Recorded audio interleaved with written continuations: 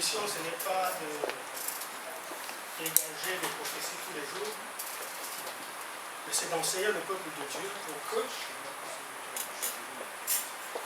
ce jour-là, quand Christ va arriver. Vous savez, le monde imite beaucoup le ciel. Hein? Nous avons appris dans l'histoire qu'à l'époque de la Shoah, les Allemands, ils alignaient les victimes là. Et à chaque fois, ils faisaient avancer une personne, ils l'envoyaient ou à gauche ou à droite, c'est-à-dire qu'il y en a qui allaient directement dans le bûcher, les crématoires, et les autres, ils étaient en attente. Je disais que ça imitait Dieu parce que le jour que Christ va revenir, le monde sera là devant lui. Certains, il va les envoyer à sa droite, c'est là les brebis, et de l'autre côté, ça va être les boucs.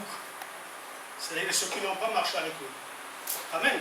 Amen. Donc, la mission de l'arche, c'est de faire en sorte que tous tels que vous êtes là, ce jour-là, quand Christ va arriver, il va vous mettre à droite, c'est-à-dire du côté de ses brebis. Amen. Amen. Amen. C'est terrible parce que j'étais assis le plus souvent quand je prêche, au travers des louanges, au travers de toute la parole qui est dite avant, je perçois un signe qui m'encourage parce que dans la louange ou dans ces paroles, je vois beaucoup des paroles que moi je vais dire dans ma prédication. Et j'étais en train de me dire, mais j'ai entendu toutes les louanges, j'ai entendu tout ce qu'on parlait, mais jusque-là je n'avais aucun signe. Et ce témoignage est venu à point, parce que vous allez bien le comprendre quand tout à l'heure je vais développer notre thème de ce jour. Amen. Amen. Le titre de notre thème, pour ne pas tarder, c'est Dieu est la barque de la vie. Amen. Amen. Amen. Dieu est la barque, pas est la barque de la vie, parce qu'il n'est pas la barque, mais c'est Dieu avec la barque de la vie. Donc Dieu est la barque de la vie. Amen. Amen. Et tout de suite, je vous amène en Marc 4, 35 à 41. Marc 4, 35 à 41. Et je lis au nom du Seigneur. Amen. Ce même jour, sur le soir, Jésus leur dit, passons sur l'autre bord. Après avoir renvoyé la foule, ils l'amenèrent dans la barque où il se trouvait. Il y avait aussi d'autres barques avec lui. Il se leva un grand tourbillon et les flots se jetaient dans la barque au point qu'elle se remplissait déjà. Et lui, c'est-à-dire Jésus, il dormait à la poupe sur le coussin. Ils le réveillèrent et lui dirent, « Maître, ne t'inquiètes-tu pas de ce que nous périssons ?» Satan, s'étant réveillé, il menaça le vent et il dit à la mer, « Silence, tais-toi !» Et le vent cessa et il y eut un grand calme. Puis il leur dit, « Pourquoi avez-vous si peur? Comment n'avez-vous point de foi ?» Ils furent saisis d'une grande frayeur et ils se dirent les uns aux autres, « Quel est donc celui-ci à qui obéissent même le vent et la mer ?» Amen. Amen. Et nous allons lire une deuxième lecture dans Luc 5.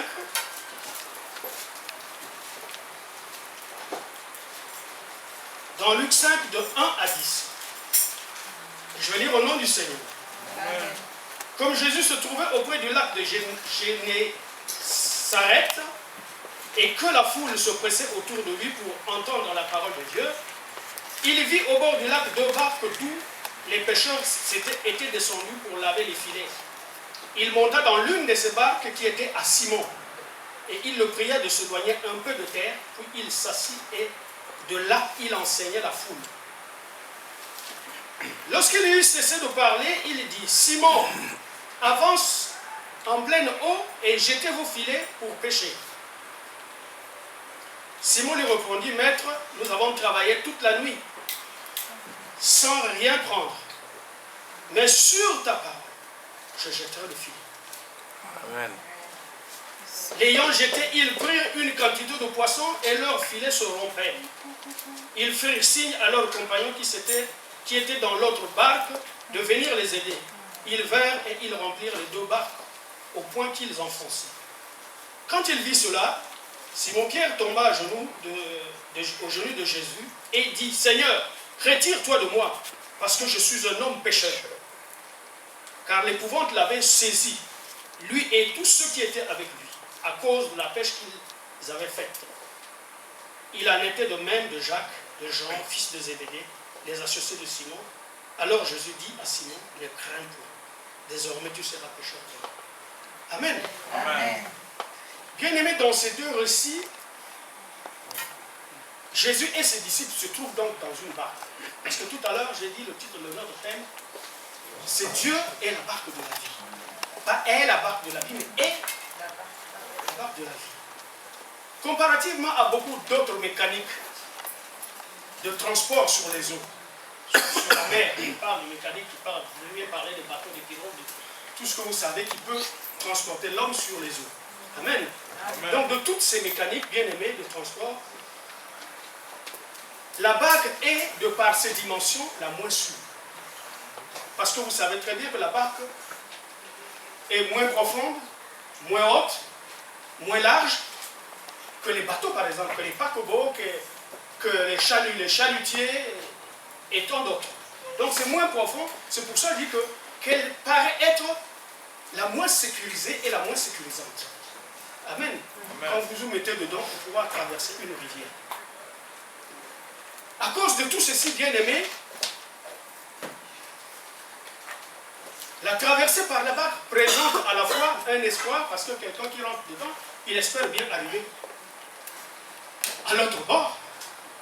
Mais, une fois dedans, tu t'aperçois que tu n'as plus d'autre choix que de t'en remettre à ton Dieu si tu crois, ou alors t'en remettre à ton Saint Christophe, le petit médaillon qui porte ici, parce qu'à l'époque on disait que Saint Christophe était le protecteur des voyageurs et des chauffeurs et de tous ceux qui conduisent.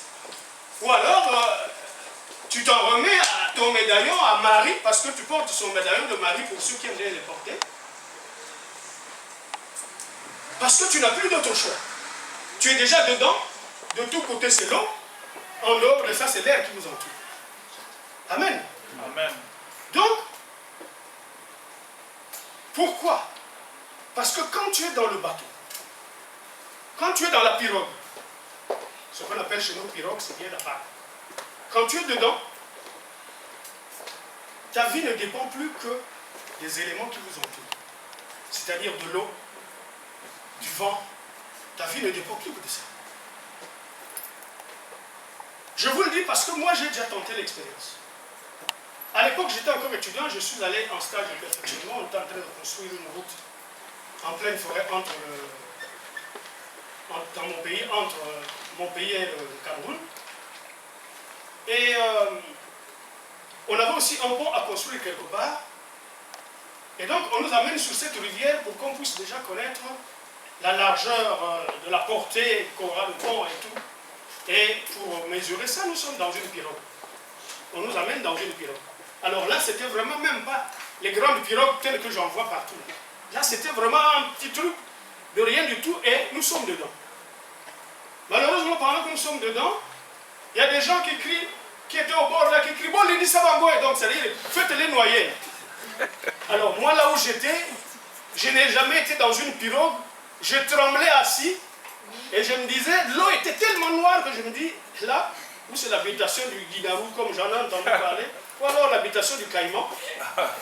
Et quand je vais tomber, puisque quand tu es assis, tu sais que tu te renverses, tu tombes d'abord de la tête, mais si le Caïman prend déjà la tête, tu ne vas pas avec ton salut. Donc j'avais peur. Donc vous voyez bien, quand on est là, en tout cas, on s'en remet donc à Dieu.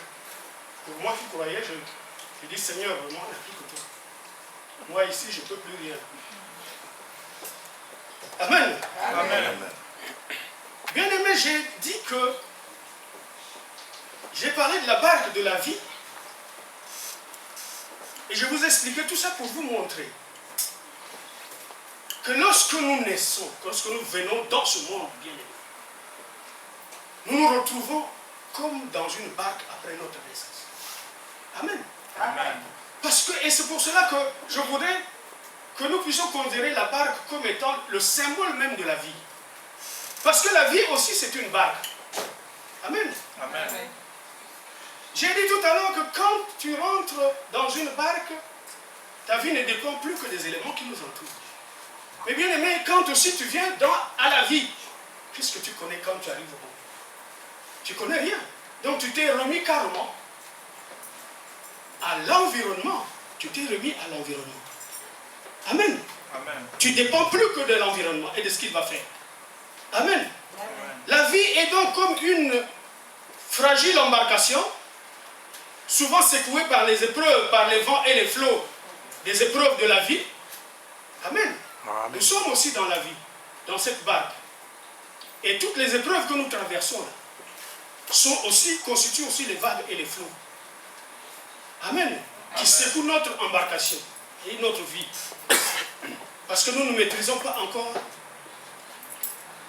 ni d'où ça provient, d'où proviennent ces épreuves, nous ne maîtrisons rien. Parce que bien aimé, il y a deux causes principales, il y a deux auteurs principaux qui peuvent créer des épreuves dans nos vies. Amen. Amen. Nous pouvons recevoir ces épreuves-là de deux sources. La première source, c'est Dieu lui-même. Amen. Amen. Dieu peut t'envoyer beaucoup d'épreuves dans la vie. Mais ce qui change entre Dieu et l'autre que nous allons voir tout à l'heure, c'est que Dieu, quand il t'envoie des épreuves, c'est pour t'endurcir, c'est pour te préparer à une plus grande ou une meilleure situation. Amen. Amen. Je n'entends pas les amens bien. Amen. Sinon, moi-même, je vais encore approcher le micro pour que ce soit plus fort. Amen. Amen. Amen. Donc, Dieu lui-même aussi est la première source de nos épreuves. Dieu, le plus souvent, quand il t'envoie des épreuves, c'est pour t'endurcir, c'est pour te préparer à une plus grande et une meilleure situation. Amen. Bref, quand Dieu a envie de t'élever, il commence d'abord par là. Amen. Savoir si tu auras, pour te donner la capacité. Amen. Amen. Pour te donner la capacité de pouvoir gérer ce qu'il va mettre dans tes mains. Amen. Amen. Il y a une deuxième source. C'est celui qu'on appelle le prince de l'air, le diable ou Satan. Amen. Amen. Lui, il t'envoie des épreuves. Il te bombarde d'ailleurs. Il ne te les envoie pas parce qu'envoyer, c'est vraiment trop souple ça. Donc, il te bombarde des épreuves pour t'attirer loin de Dieu. La première chose, c'est ça. Il faut qu'il t'éloigne de Dieu. Amen. Amen. Il faut qu'il t'éloigne de Dieu et enfin, il te détruit. Amen. Car la Bible dit que le diable rôde comme un lion rugissant, cherchant qui il va dévorer. Amen. C'est d'ailleurs pour cela que la Bible nous conseille, au début de ce même verset, il dit « Soyez sobres et veillez ». Amen. Soyez sobres et veillez. La Bible nous avertit. Dieu nous avait déjà avertis. Là, il nous donne. Mais quand tu nais dans ce monde, tu ne sais pas tout ça. La parole de Dieu, tu l'apprends bien longtemps plus après. Si tes parents sont déjà dedans, ils vont t'amener. S'ils ne sont pas dedans, un jour, Dieu même, tu vas entendre l'appel de Dieu et toi-même, tu vas aller à sa maison et là, tu vas apprendre ce qu'il a là. Que Dieu t'avait même averti. Dieu t'avait déjà équipé de cette parole pour te dire, attention, sois sobre et veille. Amen. Bien-aimés, vous savez que c'est à cause de notre faute, nous les êtres humains, parce que nous sommes tombés dans le péché. Si aujourd'hui Satan est appelé le prince de ce monde, amen, Satan règne sur ce monde-là. C'est nous qui le lui avons donné.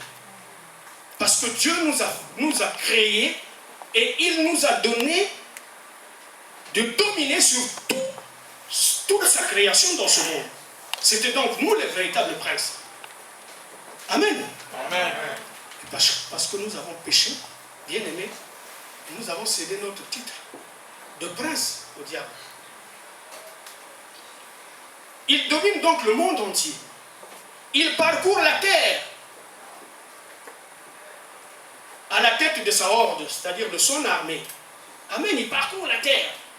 Son armée de mauvais esprits avec lui. Et c'est par le moyen de ces esprits-là qu'il a servi, qu'il retient captifs ceux qui n'ont pas, ceux qui sont sans Christ. Si vous êtes sans Christ, eh bien lui, il parcourt la terre et chaque fois qu'il t'attrape, il te confie à ses démons. Amen. Amen. Et lui, il continue à parcourir la terre. Vous savez, le jour qu'il est allé accuser Job, qu'est-ce qu'il a dit? Dieu lui a dit, mais d'où viens-tu? Il dit, je viens de parcourir la terre. Amen. Amen. Donc Satan, il parcourt la terre parce qu'il n'est pas omniscient. Il ne connaît rien de ce que tu penses toi dans la tête. Pour qu'il puisse le connaître, il faut qu'il t'approche. Ah, Albert est en train de préparer une prédication. Il s'arrange, je m'excuse d'ailleurs parce que je suis venu en retard, parce que c'est les mêmes obstacles. Parce que quand tu prépares la prédication, lui il est là, il regarde. Qu'est-ce qu'il a fait? Il a achevé l'emmerde. Et donc de temps en temps, il trouve moyen de te distraire. Tu te lèves parfois pour aller faire, je ne sais pas quoi, tu arrives, tu reprends. Mais tu termines quand même la préparation de ta prédication. Ah, il se dit non. Eh bien, quand tu es prêt à partir à l'église pour aller présenter ta prédication, eh bien, le même Satan, au moment où tu veux sortir, voilà ton ami qui arrive. Ah, mais Albert, je ne t'ai pas vu toute la semaine. Bon, ben là, je viens te voir et tout. Et tu vas prendre le temps à causer avec lui. Et pendant que tu prends le temps, l'heure est en train de passer. Amen. Ou alors, il t'amène un étranger. Bon, mais Albert, excuse-moi, je ne t'ai pas averti, mais bon, voilà, j'arrive parce que j'ai un problème ici. Et là encore, tu es obligé d'aller rouvrir ta maison, de l'installer. Bon, mais écoute, en attendant que je revienne à manger ici, voilà. À cause de tout ça, même les jours que tu as prédication, parfois tu arrives en retard. Amen. Amen. Donc lui, il parcourt la terre. Amen. Amen. Et comme il est lion rugissant, quand il t'attrape, il te laisse aux mains, il te retient captif. Il te laisse aux mains de ses démons. Donc tous ceux qui sont sans Christ, sachez que, même quand vous venez à l'église, mais si vous n'avez jamais accepté Jésus-Christ comme Seigneur et Sauveur, Satan a encore ce petit doigt de te garder là-bas, aux mains de son armée. Donc c'est pour cela que, bien aimé, l'homme, lorsqu'il rentre dans la barque, la vie, la traversée de cette vie devient compliquée, difficile, parce qu'il ne maîtrise rien. Il ne maîtrise rien sans Christ. Christ lui-même, il a dit, sans moi, vous ne pouvez rien. Amen. Sans moi, vous ne pouvez rien. Amen. Amen. Bien aimé, sans Christ, nous ne pouvons rien. Vous voyez les politiciens, bien aimés, si les politiciens, ils règnent selon son bon vouloir. Il oublie que hier, il a demandé le suffrage de ces hommes-là, de ce peuple-là. Surtout en Afrique, bien aimée. Aujourd'hui, nous le voyons bien. Il oublie même qu'il était fils de paysan. Parce qu'il s'est enrichi là. Il monte la vie du pays de façon que hier, toi qui gagnais 1000 francs, tu pouvais acheter une parcelle, construire même une case en bois et vivre avec tes enfants. Désormais, il n'y en a plus. Puisqu'il a tellement monté le niveau de vie que la case qui coûtait, la parcelle qui pouvait te coûter hier, peut-être $300, vous l'achetez maintenant à $1000. Avec maison, vous l'achetez peut-être à 15 000 ou à 18 000 $. Amen. Amen. Il a monté parce que lui, il a atteint un autre niveau. Et il ne veut plus que les autres ici accèdent. Parce que le propre du diable, c'est d'être égoïste. Amen. Le propre du diable, c'est d'être jaloux. Amen. Amen. Quand il a voulu monter au-dessus placer son trône au-dessus du trône de celui qui l'a créé, bien-aimé. Et c'est grave. Amen. Vous voyez de quel genre d'esprit que nous avons affaire. Et s'il est riche, bien-aimé, il mène aussi sa vie comme bon lui semble. Il devient orgueilleux, fanfaron, il écrase les pauvres. L'armée du diable dans les mains duquel il est confié, bien-aimé, l'empêche de voir clair. Amen. Ça l'empêche de voir clair. Ça l'empêche de voir clair, bien-aimé. Amen. Amen. Bien-aimé, dans le récit de Marc, la Bible dit que Jésus avait enseigné la foule toute la journée. Ce qui laisse penser qu'il était fatigué. Et il a demandé pour se reposer, allons, parce qu'il était parfaitement homme, donc il pouvait aussi se fatiguer. En tant qu'homme, il pouvait se fatiguer. Amen. Amen. Cela n'enlevait rien qu'il ait en lui la complétude divine. Qu'il soit totalement Dieu. Amen. Amen. Il avait tous les attributs de Dieu. Mais il était homme, il est venu dans ce monde, donc il fallait qu'il vive les choses qui se vivent, que l'homme vit. Pour que même son sacrifice soit réel. Et soit vrai, plutôt. Donc, toute la journée, il était là, et enfin, il se décide, allons de l'autre bord. Les disciples le prennent dans la barque, et tout de suite fatigué, il est allé un peu devant le... Vous voyez, souvent, le devant de la pirogue, il est un peu surélevé, donc il est allé là-bas, et hop, dès qu'il est parti dans le sommet. Amen. Et la barque a continué à avancer. Vous savez, dans la mer de Galilée, il y a souvent des bourrasques, c'est-à-dire des vents, comme ça, plutôt, comme ça. Mais au beau milieu du lac, la parole nous dit que quand la barque arrive au beau milieu du lac, c'est comme nous aussi quand nous arrivons au beau milieu de notre vie. Quand tu es là tout bébé, jusqu'à un certain âge, tu as des gens qui s'occupent de toi, pas de problème. Mais quand tu arrives là, au beau milieu de la vie, c'est pour cela que la barque symbolisait notre vie. Je voulais que vous voyez un peu ça. Donc, au beau milieu du lac, bien aimé, on dit qu'il y a soudainement eu une violente tempête, une brusque tempête qui se déclenche. Et la tempête était tellement violente que leur embarcation était ballottée par-ci et par-là, par les vagues qui venaient s'abattre sur la petite embarcation. Et quand les vagues venaient cogner, l'eau rentrait également dans la pirogue. Et on nous dit que la pirogue était prête à couler. Elle était là, prête à couler. Mais même là, vous voyez très bien que les disciples de Christ étaient tous des pêcheurs de poissons. Parce qu'on ne parle pas de pêcheurs, là on ne parle pas encore de pêcheurs transgresseurs de la loi de Dieu. Mais on parle de pêcheurs. Tous étaient donc des pêcheurs expérimentés. Ça veut dire que ce n'est pas la première fois qu'ils vivaient un tel phénomène. Ce n'est pas la première fois qu'ils se retrouvaient brusquement dans une tempête. Amen. Amen. Ce n'est pas la première fois. Donc ils étaient expérimentés. Malheureusement, là, Dieu a fait d'eux des pécheurs, Dieu devait les faire d'eux des pécheurs d'hommes, donc ils étaient déjà disciples du Christ. Donc ils étaient déjà moins transgresseurs, parce qu'ils avaient quand même déjà reçu l'enseignement. Au travers de tous les enseignements que Christ a fait devant eux, eux-mêmes ils étaient aussi enseignés. Amen. Amen. Mais malgré ça, cette tempête a découragé nombreux d'entre eux. D'autres étaient peut-être même fâchés. Ils étaient certainement fâchés. Parce que regardez, ils réveillent brusquement, brutalement le maître. Maître! Et vous voyez ce qu'ils lui disent. Amen. Ils lui disent, tu ne te soucies pas de ce que nous périssons. Vous voyez, ce n'est pas un temps de douceur, ça.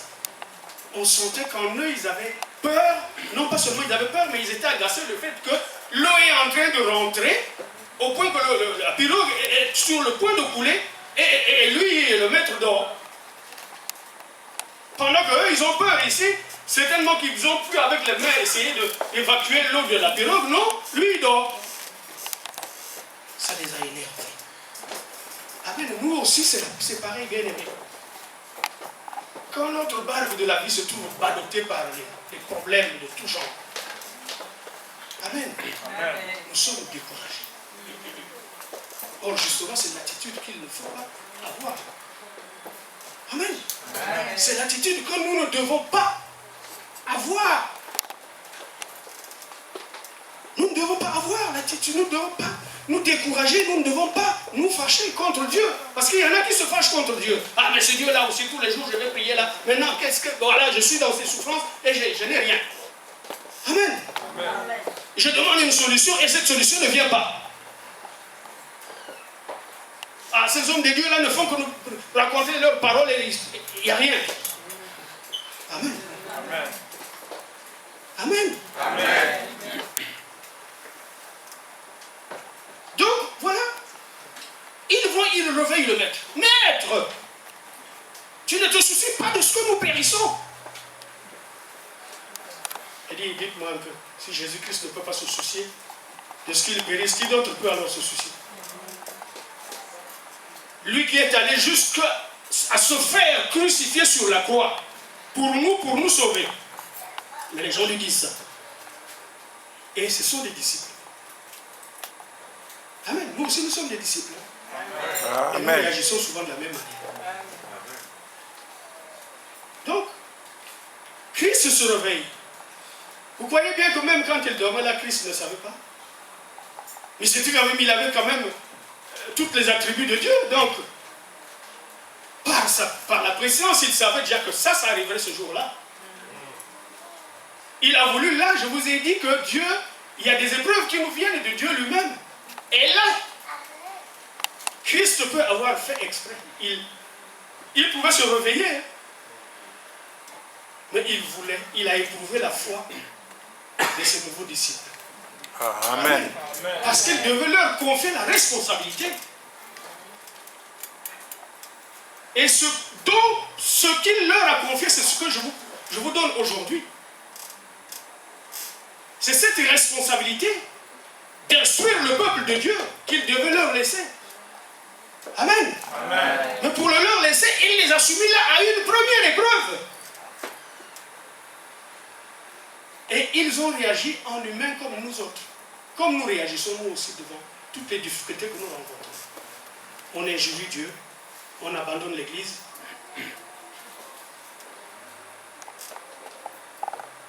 Vous savez, bien-aimés, c'est ici que nous venons recevoir la parole. L'arche n'est pas comme toutes les églises qui exigent donner. Oh non, donnez, que quelqu'un amène 3 000 € pour mon ministère. Amen. Amen. L'arche dit que tout le monde comprenne que nous avons une responsabilité. Notre responsabilité, c'est que nous devons au moins payer la salle dans laquelle nous sommes. Mais bien aimé, quand on dit ça, vous allez voir que les chaises commencent à se vider. Hier, c'était tout plein. Maintenant, ça se vide. Ah non, là-bas aussi, on commence à demander. Mais, bien aimé, c'est un devoir de tout chrétien bien aimé. Si vous l'ignorez, Christ n'est pas avec vous. Amen. Amen. Amen. Si vous l'ignorez, Christ n'est pas avec vous. Amen. Amen.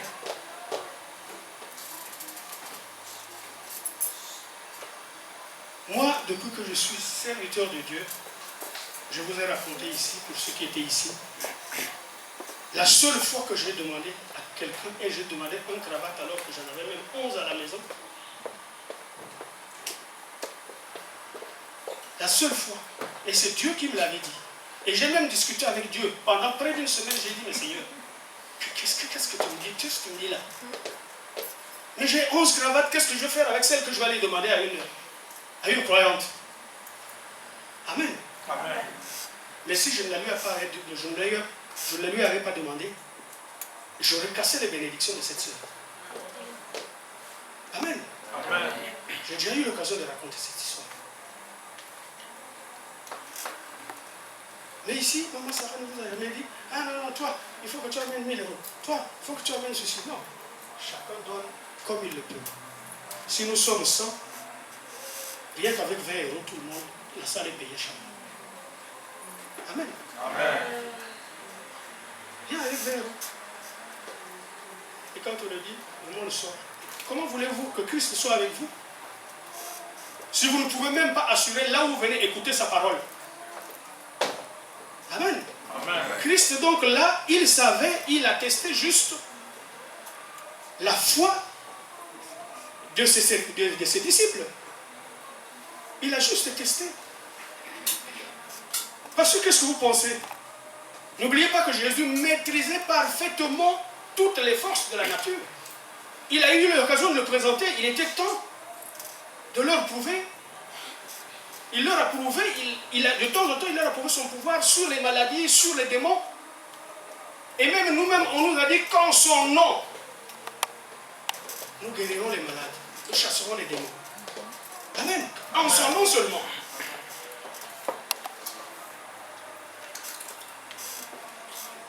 Amen. Amen. Donc, à l'occasion, Christ voulait encore leur montrer quelque chose. Leur montrer sa maîtrise absolue sur les éléments de la nature. Amen. Amen. Il voulait leur montrer sa maîtrise sur les éléments de la nature. Il leur avait déjà démontré sur les démons, sur les maladies. Là, il leur montrait sa maîtrise sur les éléments de la nature. Parce qu'il a commandé juste, il a commandé au vent.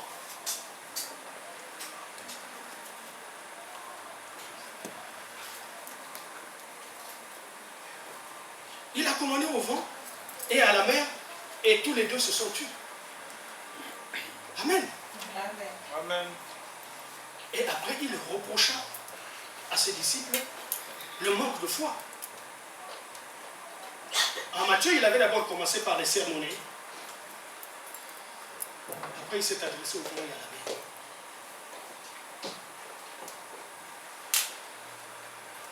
Bien-aimé, tu dois croire en ce Jésus. Tu vas lui donner ton entière confiance. Amen. Amen. Là, tu auras Jésus avec toi. Amen. Et la parole de Dieu nous dit, Christ en toi, c'est l'espérance de la gloire. Amen. Amen. Christ en toi, c'est l'espérance de la gloire. Amen. Amen. Amen. Dans le reçu de Luc tout à l'heure que nous avons lu en 5, il s'agit aussi là d'une barque. Jésus est dans la barque de Pierre, ce qu'on appelait Simon à l'époque. Il enseigne la foule qui était devant lui. Et puis plus tard, il dit à Pierre, écoute, repars au large là et jette tes filets. Repartez au large, jetez vos filets. Amen. Oh. Pierre, il dit, mais cet homme-là, c'est quoi? Il dit, mais maître, toute la nuit, nous avons travaillé, on n'a même pas pu prendre un fretin. Et maintenant, tu me demandes d'aller... Au fond, il se disait ça. Non, il s'est dit, ah, il a déjà entendu, il a écouté cet homme, il dit, ah non, cet homme-là, il est dans notre monde. Cet homme-là, il est différent de tous les hommes. Alors il dit, maître, on a travaillé toute la nuit, mais on n'a rien eu, mais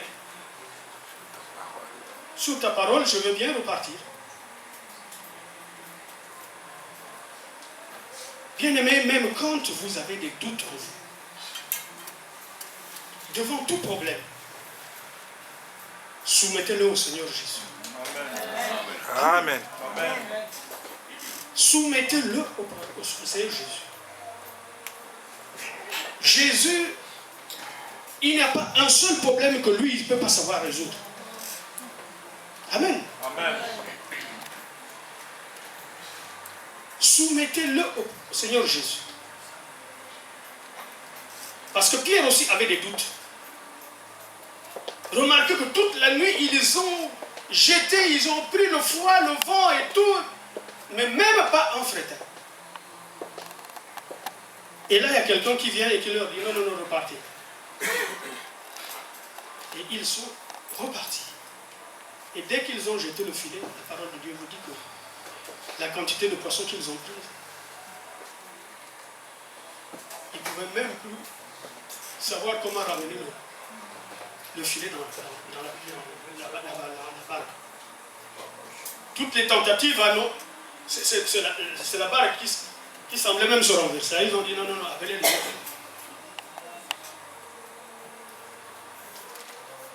Quand Dieu vous donne, sachez le partager aussi aux autres. Amen. Sinon, à vous seul, vous ne serez pas capable de trimballer toute la bénédiction. Si vous la trimballez de cette manière, si vous êtes égoïste avec, bien-aimé, la porte va vous être faite. Amen. Amen. Parce que donner, c'est déjà la manifestation de l'amour que vous avez vis-à-vis des autres. Amen. Amen. On nous dit qu'ils ont appelé les autres. Ils sont venus. Et ils ont tiré le poisson, ils sont allés au large. Et quand ils arrivent, Pierre regarde le type. Il dit, ça c'est l'incarnation de Dieu. Et il lui dit, ah! Il dit, retire-toi de moi, parce que moi je suis un pécheur. Amen. Il s'est senti indigne de se tenir devant cet homme. Parce qu'il savait qu'il ne marchait pas droit devant la face de Dieu. Amen. Amen. Nous aujourd'hui, bien-aimés, parce que tu es prophète, tu es pasteur, tu es bishop, archibishop, disciple, tout ce que vous voulez. Amen. Amen. Parce que tu es tout ça. Tu ne peux plus savoir reconnaître que tu as péché. Amen. Amen. Tu ne peux plus. Mais bien aimé, prenons l'attitude de Pierre. Ayons l'attitude de Pierre. Amen. Amen. Reconnaissons souvent notre état de pécheur. Regardons souvent en arrière. J'ai choisi aussi ce message ce jour. Parce que les gens se rappelleront bien le message que j'avais donné ici à la fin de l'année dernière, à l'entrée de cette année 2015 dans laquelle nous sommes. Amen. Amen. Dans 2 mois, nous arrivons aussi à la fin de cette année. Et bien aimé, chaque fin d'année, nous devons faire cet examen de conscience. Nous devons regarder comment nous avons marché toute l'année passée. Où est-ce que nous n'avons pas été? Nous nous sommes tenus loin du Seigneur Jésus. Amen. Amen. Et savoir reconnaître que là, je n'avais pas bien marché. Ici, là, je n'ai pas bien marché. Il faut faire ce bilan. Pierre, tout de suite, confronté à cet homme-là, il a fait rapidement un examen de conscience, un inventaire de son comportement. Il s'est rendu compte que non. Il ne méritait pas ce que cet homme-là a fait pour lui. Amen. Amen. Et il a dit non, Seigneur, tiens-toi loin de lui. Parce que moi, je ne suis comme ça dans le péché. Amen. Amen. Cet homme était la véritable incarnation de Dieu. La parole de Dieu dit que Pierre a pris peur. Il a eu peur.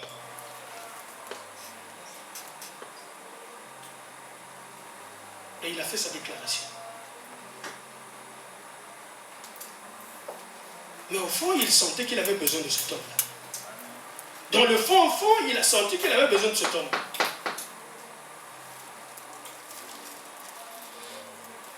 Et que répond Jésus à cet homme-là? Quand il lui dit, tiens-toi loin de moi. La parole de Dieu nous dit que Jésus est amour. Il est amour. Amen. Amen. Il lui répond avec douceur, n'aie pas peur. Amen. Amen. N'ayez pas peur. N'ayez pas peur de faire l'inventaire de vos péchés et de vous les faire pardonner. Christ vous dit la même chose aujourd'hui, n'ayez pas peur. Amen. La sœur tout à l'heure a témoigné en disant, quand Dieu te demande de faire quelque chose, fais-le sans penser que quelqu'un va venir te taper après 2 minutes plus tard. Amen. Amen. N'ayez pas peur. Amen. Amen. Prenons l'attitude de Pierre bien-aimé. Mettons notre confiance dans le Seigneur Jésus-Christ. Et il va ordonner à tout ce qui ballotte notre vie, tout ce qui fait tanguer notre vie de gauche à droite, bien-aimé, il va donner seulement un ordre. Un seul mot de Jésus-Christ. Et bien-aimé, tout ça, ça va s'arrêter. Et votre vie va retrouver son équilibre. Amen. Amen.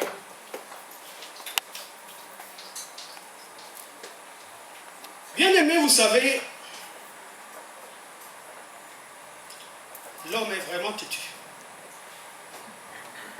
Et si tout homme pouvait lire la parole de Dieu, je crois qu'il comprendrait beaucoup de choses. Il éviterait que son bateau, sa barque de vie fasse naufrage. Mais l'homme a toujours pensé que non, lui, il ne peut jamais faire naufrage. Amen. Amen. C'est ainsi que dans son orgueil habituel, bien aimé, en 1912, l'homme dans son orgueil construit une deuxième tour de Babel. Mais une tour d'un autre genre. Amen. Amen. J'ai appelé ça tour de Babel parce que c'est presque, l'image est presque la même. Et cette tour de Babel, j'ai dit qu'elle était d'un autre type, d'un autre genre. En 1912, les hommes ont construit un grand bateau, une grande barque. Je parlais tout à l'heure que les barques, c'était aussi bien les pirogues, mais il y en a les plus grands, les bateaux, les paquebots et autres. J'ai parlé de paquebots. Donc en 1912, les gens construisent un autre symbole de l'orgueil humain. Vous tous, vous le savez. Et la finalité, le monde a connu une très très grande tragédie par rapport à cette œuvre qu'il avait réalisée. Une tragédie qu'on ne pourra jamais oublier de génération en génération. Les hommes ont construit une grande barque que l'on appelait le Titanic. Amen. Amen. Bien aimé, c'était un splendide bateau. Nous n'avons fait que voir les images, mais il était splendide. C'était vraiment un paquebot. Et vraiment, il était beau ce paquet. Un paquebot, mais il était vraiment beau ce paquet. Amen. Amen. Il incarnait vraiment l'orgueil des hommes. Amen. La technique de pointe avait fait en sorte qu'il soit doté d'un équipement qui le garantissait contre tous les dangers, d'après ce qu'il a fait les constructeurs. Amen. Il le garantissait contre tous les dangers du naufrage, de la navigation.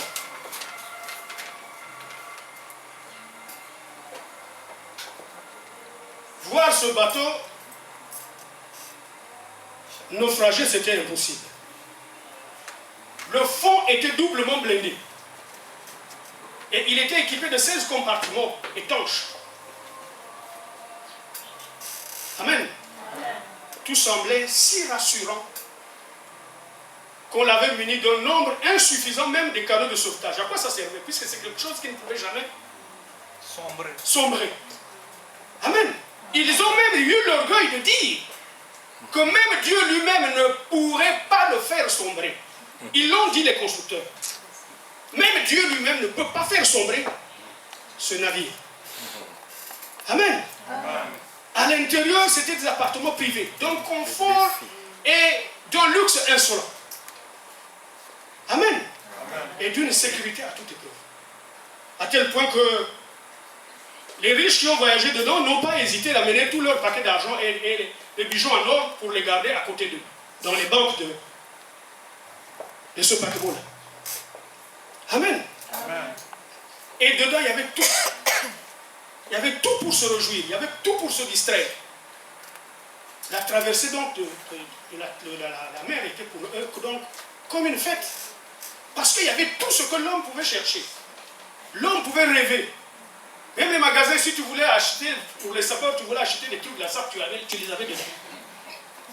Amen. Amen. C'était la fête. Les mets étaient vraiment, on a choisi des maîtres cuisiniers, ce qu'on appelle les maîtres aujourd'hui, parce que la cuisine devient aussi un art. Tous les jours, vous voyez, quand vous ouvrez la télévision, vous trouvez les gens avec des marmites en train de mélanger, je ne sais pas quoi. Amen. Amen. Donc c'était des gens comme ça, les maîtres là qu'on avait recrutés, préparés dedans. Il y avait la musique, il y avait la danse, il y avait les plaisirs charnels, tout ce dont l'homme court après. Amen. Amen. Donc cette majestueuse, cette immensité, bien aimé quand même, Dieu lui-même prétendument ne pouvait jamais faire sombrer. Amen. Amen. Un iceberg, les blocs de glace là qui quittent le pôle Nord là qui se détachent et qui se promènent dans les océans. Bien aimé, un iceberg. Là où Dieu ne peut pas, un iceberg simplement appuie. Amen. Amen. Là où Dieu ne pouvait pas, un iceberg appuie. Amen. Amen. Amen. Ils ont vu trop tard. Ils l'avaient déjà heurté. Ça a provoqué une grave déchirure dans la double coque. Ça a provoqué une grave déchirure. Amen. Amen. La double coque s'est fondue. Malgré les 16 chambres étanches bien aimées, l'eau est quand même rentrée. Et cette immensité majestueuse-là a sombré. Amen. Amen. Bilan, 1500 personnes. La plupart d'entre eux étaient des richards, pleins d'argent. Ils ne pensaient même pas qu'un jour ils allaient mourir. C'était des gens qui pouvaient vous dire, oh mais Dieu c'est qui? Oh, je n'ai pas réussi, c'est pas Dieu qui m'a fait réussir. Hein? Amen. Amen. Tous. Quand il voyait peut-être son fils ou sa femme aller donner une dîme là-bas, il dit, non, tu perds ton temps. Ça, tu vas le donner à tes pasteurs ou je ne sais pas moi, mais c'est quoi? Est-ce que ce Dieu-là existe pour que tu ailles tout le temps de jeter de l'argent là-bas? Amen. Amen. 1500 personnes. Pour la plupart, c'était des riches. Et ce n'est pas n'importe qui pouvait payer le billet de la traversée qui pouvait payer ça. Donc ça veut dire que ceux qui étaient là, c'était des gens qui étaient socialement très élevés. Amen. Amen. Mais ils sont morts.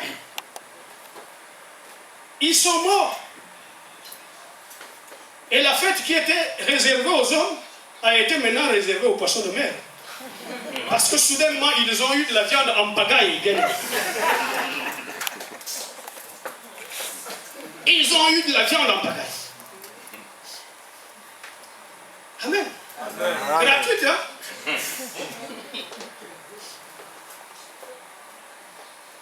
C'était vraiment une belle fête pour les pasteurs. Mais on pensait que le monde allait en tirer les leçons bien aimés. Mais malheureusement, l'esprit qui a animé les constructeurs de cette monstruosité, cet esprit-là continue toujours à troubler le monde. Parce que hier, on a entendu encore, je ne sais pas, Congo quoi là, des Italiens là qui est aussi bien aimé. Vous n'avez pas entendu là, il y a un même genre, un bateau de croisière italien qui a sombré aussi il n'y a pas très longtemps avec beaucoup de jeunes, beaucoup d'enfants qui sont même morts dedans. Costa Concorde. Voilà. Tu peux encore répéter le nom là? Costa Concordia. Ah, la Concordia. Amen. Amen. Vous voyez donc, je vous ai tout à l'heure dit que le diable était en train de se promener dans le monde. Il est toujours accompagné de sa horde d'esprits mauvais. Et quand il t'attrape, hop, il ne nous a jamais abandonnés, bien aimés. Tant que nous vivons, il sera toujours là. Mais attention, attachez-vous au Seigneur Jésus, je le répète, attachez-vous au Seigneur Jésus. Amen. Je n'ai pas entendu les amens bien aimés. Amen. Ça, on devait même frapper les mains. Amen.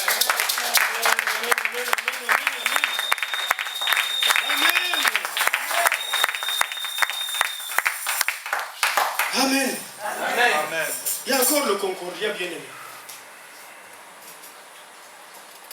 La preuve que Satan, il est toujours là derrière nous. Prenons donc le temps de réfléchir comme Pierre, bien-aimé. Car notre vie sans Jésus-Christ ressemble à la traversée du Titanic.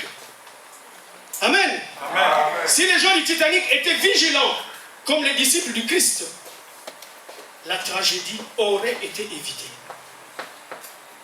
Amen. Amen. Mais il défie même Dieu. Il défie même Dieu. Vous voyez l'orgueil de l'homme? Même Dieu ne peut pas faire sombrer ce monstre-là. Mais un iceberg, un bloc de glace, de l'eau solidifiée, a réussi là où les gens croyaient que Dieu ne pouvait pas. Mais ils avaient déjà vendu leur âme au diable, bien aimé, tous ceux qui ont fait ce voyage. Parce qu'ils ont écarté Jésus-Christ du voyage. Ils ne l'ont pas associé. S'ils l'avaient associé, ils n'auraient pas connu cette fin tragique. Amen. Amen. Ce qui préoccupait les gens bien-aimés à bord de ce bateau, c'était les divertissements, c'était les jouissances, c'était les richesses, c'était l'aspiration au succès, la sexualité, les distractions, les plaisirs, l'insouciance, l'autosatisfaction, bien-aimés, l'orgueil, le mépris. Amen. Le mépris à l'égard de tout ce qui concerne Dieu.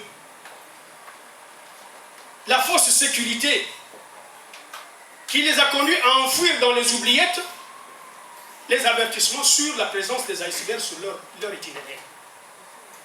Amen. Amen. Ils ont négligé tous les avertissements qu'on leur a donnés, que sur l'itinéraire que vous suivez là, il y aura des icebergs. Ils ont oublié.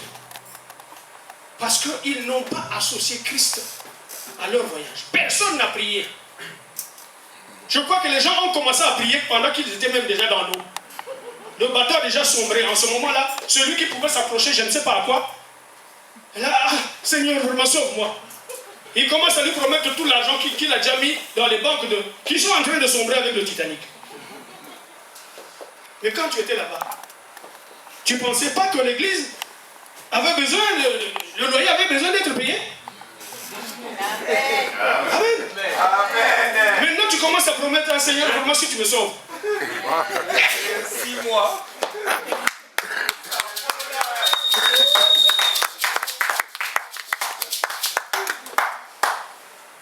Mais tu as déjà suivi le chemin de Je m'en fous et tu es déjà arrivé au village si je savais. Tu es déjà arrivé au village de si je savais. Et c'est là que tu commences à appeler Christ. Mais non. Mais c'est pendant que tu étais en chemin. Tu devais mettre Je m'en fous derrière. Pour dire Christ, mets-toi devant moi. Amen. Parce que la parole de Dieu nous dit que Dieu marche devant nous comme un feu dévorant. Et s'il a fait de toi une flamme de feu, par l'avant comme par l'arrière, nul ne peut te surprendre. Amen. Amen. Oh, bien.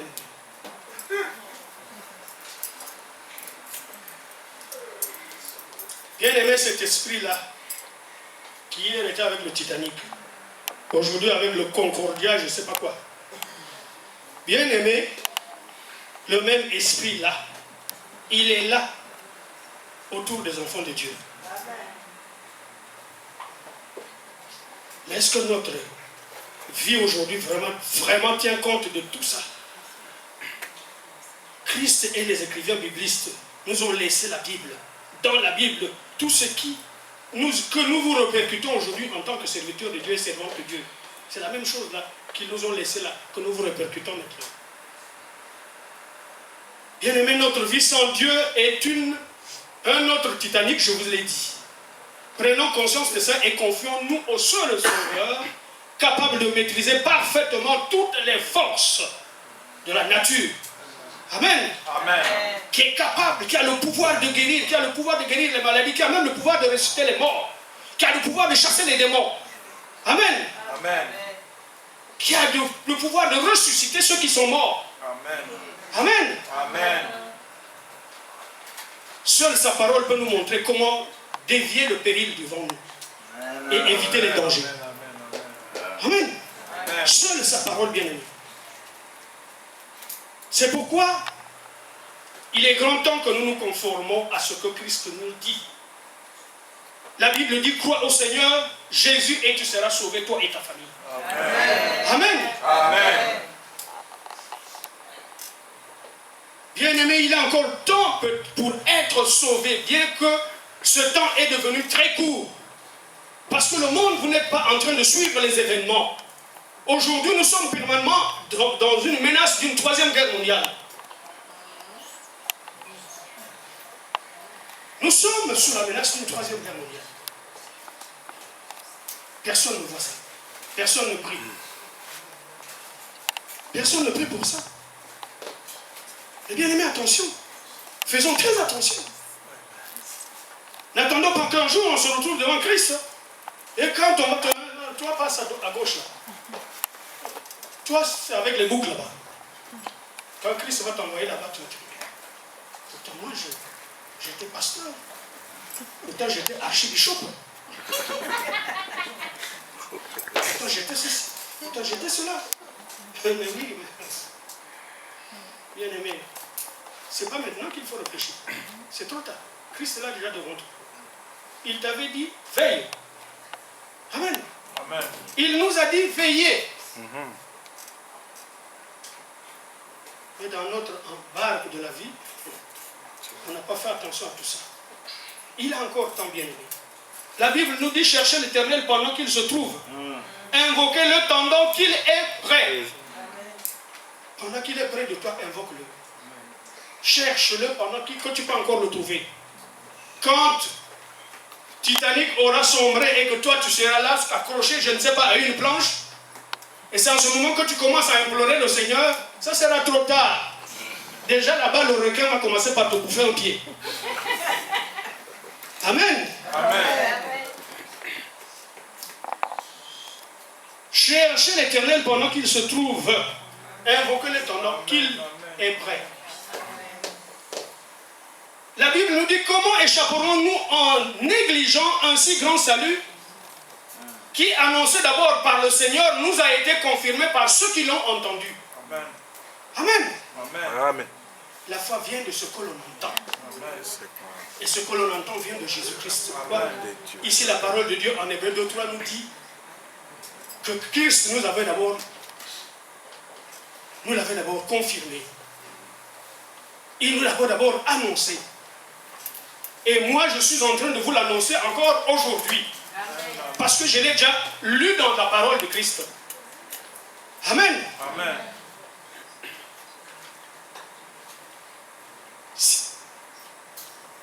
Retenez bien ces versets bien. Parce que sur Dieu repose notre salut et notre gloire. C'est le rocher de notre force. Notre refuge est en Dieu. Amen. Amen. Donc, en tout temps, bien-aimé, la parole de Dieu et la Bible nous dit, confiez-vous en lui. Amen. Amen. Répandez vos cœurs en sa présence. Dieu est notre refuge. Amen. Amen. Bien-aimé, c'est le message que Dieu a voulu me mettre à cœur aujourd'hui. Amen. Que cette parole vous bénisse.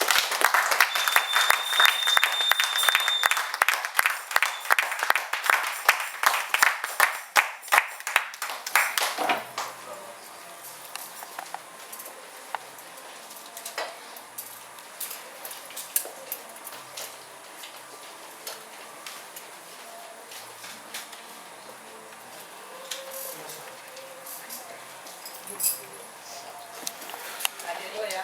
Amen. On se tient debout dans la parole.